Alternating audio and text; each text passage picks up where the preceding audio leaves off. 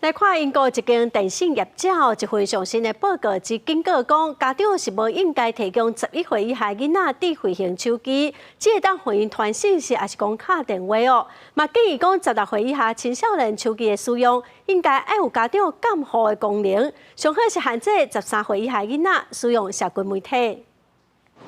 想看卖啊，以前无手机的年代，小学生、青少年的沟通拢是直接对话，合适上需要找答案，毋是到图书馆查资料，都是亲自询问、探访、实地观察。即马有手机啊，手镜头啊，试一个时通跳出来，一切都是因的世界。看家发现，青少年手机啊用调着。 更加会得到忧郁症、焦虑症甲失眠。英国上大电信业者之111也有良心建议，11岁以下囡仔无应该使用智慧型手机。真正有需要，也只互因会当传简讯、甲敲电话等简单功能的就好。佮建议对16岁以下青少年启用家长监护功能，限制13岁以下囡仔使用社群媒体。Subject of loss of control over use, primacy of the smartphone in their lives, so that they're spending time on their smartphone.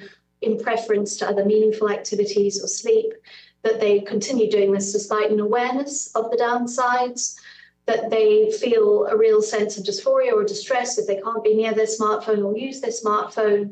研究显示，使用智慧型手机失控也是调着焦虑症的几率是一般人的2倍，着忧郁症的几率是一般人的3倍。在美国，也早就发现问题会愈来愈严重。加州、甲南卡罗来纳、帕桑追随犹他福州、甲路易斯安那等州，针对地方使用手机进行规范，就禁止在上课时间使用手机。有家长认为，禁止使用手机对囡仔上课有帮助。I had very difficult interactions with students who answered phones in the middle of class, who didn't want to put them away.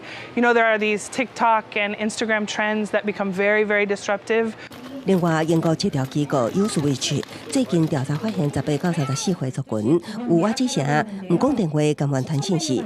千禧世代甲Z世代认为传信息才是主要，手机通话是紧急联络用。随着时代改变，手机设定是静音，当有声音响起时，会互因感觉奇怪，也是就是可能有歹代志发生。公司新闻为您编译。